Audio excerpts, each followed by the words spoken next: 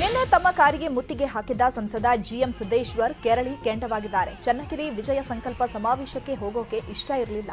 ಆದರೆ ಬಿಜೆಪಿ ರಾಜ್ಯಾಧ್ಯಕ್ಷರು ಕರೆ ಮಾಡಿ ಹೋಗುವಂತೆ ತಿಳಿಸಿದ್ರು. ಎಂಎಲ್ಸಿ ರವಿಕುಮಾರ್ ಮನೆಗೆ ಬಂದು ಕರ್ಕೊಂಡು ಹೋದ್ರು. ಆದರೆ ಕೆಲ ಕಿಡಿಗೇಡಿಗಳು ಮಾಡಾಳ್ ಮಲ್ಲಿಕಾರ್ಜುನಗೆ ಟಿಕೆಟ್ ಅಂತ ಘೋಷಣೆ ಕೂಗಿದ್ರು.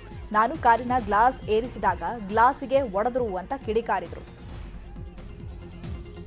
ನಾವು ಅಲ್ಲಿ ಹೋಗ್ಬೇಕು ಅಂತ ಇರಲಿಲ್ಲ. ವೈಯಕ್ತಿಕ ನಾನು ರಾಜ್ಯಾಧ್ಯಕ್ಷರು ಇಲ್ಲ ನೀವು ಹೋಗಲೇಬೇಕು, ಭಾಗವಹಿಸಬೇಕು, ನೀವು ಅಲ್ಲಿ ಹೋಗ್ರಿ ಅಂತ ಹೇಳಿದರು. ನನಗೆ ರವಿಕುಮಾರು ಬಂದು ಒಂದು ಅರ್ಧ ಗಂಟೆ ಮೇಲೆ ನಮ್ಮನೇಲಿ ಕುತ್ಕೊಂಡು ಇಲ್ಲ ಹೋಗೋಣ ಅಂತೇಳಿ ಹೋದ್ವಿ. ಕಾರ್ಮಿಕ ಸಚಿವ ಶಿವರಾಮ್ ಹೆಬ್ಬಾರ್ ಯಾರೇ ಕೂಗಾಡಲಿ ಊರೇ ಹೋರಾಡಲಿ ನೆಮ್ಮದಿಗೆ ಭಂಗವಿಲ್ಲ ಅನ್ನೋ ಹಾಡನ್ನ ಹೇಳಿದ್ದಾರೆ. ಮುಂಡಗೋಡದಲ್ಲಿ ನಡೆದ ಬಿಜೆಪಿ ಸಮಾವೇಶದಲ್ಲಿ ಮಾತಾಡಿದ ಅವರು, ಮುಂಡಗೋಡಿನ ನನ್ನ ಜನ ಜೊತೆ ಇರೋವರೆಗೂ ಯಾವುದಕ್ಕೂ ನಾನು ತಲೆ ಕೆಡಿಸ್ಕೊಳ್ಳಲ್ಲ, ಯಾರು ಏನೇ ಅಂದ್ರೂ ತಲೆ ಕೆಡಿಸ್ಕೊಳ್ಳೋದಿಲ್ಲ, ಗೆಲುವು ನಂದೇ ಅನ್ನೋ ಸಂದೇಶ ಸಾರಿದ್ರು.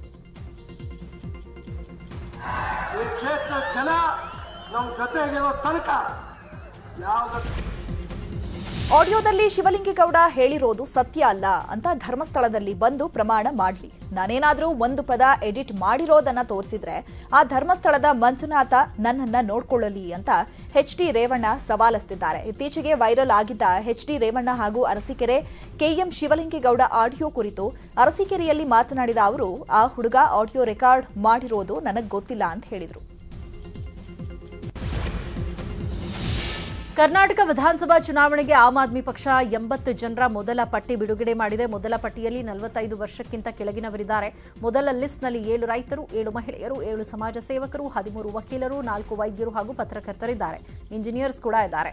ಶಾಂತಿನಗರದಿಂದ ಕೆ ಮಥಾಯ್, ಚಿಕ್ಕಪೇಟೆಯಿಂದ ಬ್ರಿಜೇಶ್ ಕಾಳಪ್ಪ, ಸಿವಿ ರಾಮನಗರದಿಂದ ಮೋಹನ ದಾಸರಿ, ತುರುವೇಕೆರೆಯಿಂದ ಟೆನಿಸ್ ಕೃಷ್ಣ ಸ್ಪರ್ಧಿಸಲಿದ್ದಾರೆ.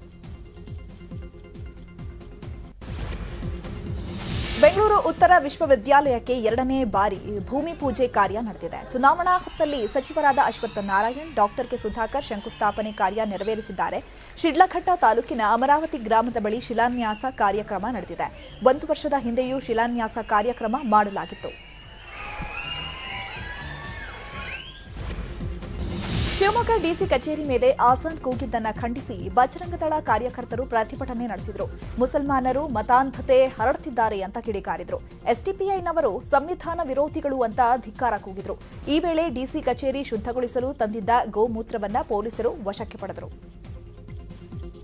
ಜಿಲ್ಲಾಧಿಕಾರಿ ಕಚೇರಿ ಮುಂದೆ ಆಸಾನ್ ಕೂಗಿರೋದು ಅಕ್ಷಮ್ಯ ಅಪರಾಧ. ವಿಧಾನಸೌಧದಲ್ಲಿ ಕೂಗ್ತೇನೆ ಎಂದಿದ್ದು ಕೂಡ ರಾಷ್ಟ್ರದ್ರೋಹ. ಮೈಕ್ನಲ್ಲಿ ಅಲ್ಲಾ ಅಂತ ಕೂಗಿ ಅಪಮಾನ ಮಾಡ್ತಿದ್ದಾರೆ. ಮೈಕ್ನಲ್ಲಿ ಕೂಗಿದ್ರೆ ಮಾತ್ರ ಅಲ್ಲನಿಗೆ ತೃಪ್ತಿಯಾಗತ್ತಾ ಅಂತ ಈಶ್ವರಪ್ಪ ಪ್ರಶ್ನಿಸಿದ್ದಾರೆ. ಕಳೆದ ವರ್ಷ ಯುಗಾದಿ ಸಂದರ್ಭದಲ್ಲಿ ಹಲಾಲ್ ವಿರುದ್ಧ ಜಟ್ಕಾ ಕಟ್ ಅಭಿಯಾನ ಮಾಡಿದ್ವಿ. ಈ ವರ್ಷವೂ ಅಭಿಯಾನ ಮುಂದುವರಿಸ್ತೀವಿ ಅಂತ ಶ್ರೀರಾಮ್ ಸೇನೆ ಮುಖ್ಯಸ್ಥ ಪ್ರಮೋದ್ ಮುತಾಲಿಕ್ ಹೇಳಿದ್ರು. ಜಟ್ಕಾ ಕಟ್ ಮುಂದುವರಿಸಿ ಹಲಾಲ್ ಕಟ್ ಬಹಿಷ್ಕರಿಸಿ ಅಂತ ಅಭಿಯಾನ ಮಾಡ್ತಿದ್ದೇವೆ. ಹಲಾಲ್ ಇಸ್ಲಾಂನದ್ದು, ಅದಕ್ಕೂ ಹಿಂದೂಗಳಿಗೂ ಸಂಬಂಧ ಇಲ್ಲ. ಹಿಂದೂಗಳು ಕಟ್ ಮಾಡಿದ ಮಾಂಸವನ್ನ ಮುಸಲ್ಮಾನರು ತಿನ್ನೋದಿಲ್ಲ. ನಾವ್ಯಾಕೆ ಹಲಾಲ್ ಮಾಂಸ ತಿನ್ನಬೇಕು ಅಂತ ಮುತಾಲಿಕ್ ಪ್ರಶ್ನಿಸಿದ್ರು.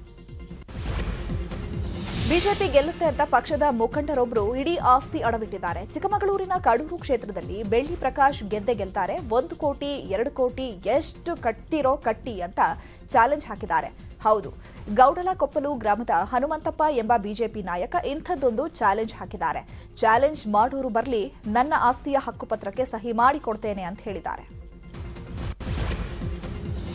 ರ್ಯಾಪಿಡೋ, ಓಲಾ, ಊಬರ್ ಸೇರಿ ವಿವಿಧ ಕಂಪನಿಗಳ ವೈಟ್ ಬೋರ್ಡ್ ಬೈಕ್ ಟ್ಯಾಕ್ಸಿ ಸೇವೆ ನಿಷೇಧಿಸಬೇಕು ಅಂತ ಆಟೋ ಚಾಲಕರು ಮುಷ್ಕರ ನಡೆಸ್ತಾ ಇದ್ದು, ಆಟೋ ರಿಕ್ಷಾಗಳ ಸಂಚಾರ ಭಾಗಶಃ ಕಡಿಮೆಯಾಗಿದೆ. ಬೆಂಗಳೂರಲ್ಲಿ ಸಿಎಂ ಮನೆಗೆ ಮುತ್ತಿಗೆ ಹಾಕೋದಕ್ಕೆ ಆಟೋ ಚಾಲಕರು ಯತ್ನಿಸಿದ್ದಾರೆ.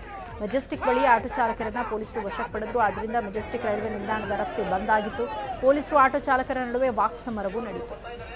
ಈ ಮುಷ್ಕರಕ್ಕೆ ಕೆಲವರು ಬೆಂಬಲ ಸೂಚಿಸದೆ ಆಟೋ ಓಡಿಸುತ್ತಿದ್ದಾರೆ. ನಾಯಂಡಳ್ಳಿ ಬಳಿ ಮುಷ್ಕರದ ನಡುವೆ ಆಟೋ ಸೇವೆ ನೀಡಿದ ಚಾಲಕನಿಗೆ ಸನ್ಮಾನ ಮಾಡಲಾಯಿತು. ಆಟೋ ಮುಷ್ಕರಕ್ಕೆ ಬೆಂಬಲ ನೀಡದಿದ್ದಕ್ಕೆ ಸನ್ಮಾನ ಮಾಡಿ ವ್ಯಂಗ್ಯ ಮಾಡಲಾಯಿತು. ಬೆಂಗಳೂರಲ್ಲಿ ಮತ್ತೊಂದು ಕಳಪೆ ಕಾಮಗಾರಿ ಅನಾವರಣವಾಗಿದೆ. ಡಾಂಬಾರ್ ಹಾಕಿದ 2 ತಿಂಗಳಲ್ಲಿ ರಸ್ತೆ ಹಾಳಾಗಿದೆ. 10 ನಿಮಿಷ ಸುರಿದ ಮಳೆಗೆ ಡಾಂಬಾರ್ ಕಿತ್ತು ಹೋಗಿದೆ. ಹೌದು, ಕಾಂಗ್ರೆಸ್ ಶಾಸಕ ದಿನೇಶ್ ಗುಂಡೂರಾವ್ ರವರ ಕ್ಷೇತ್ರವಾದಂತಹ ಗಾಂಧಿನಗರದ ಓಕಳಿಪುರಂ ರಸ್ತೆ ಹಾಳಾಗಿದೆ.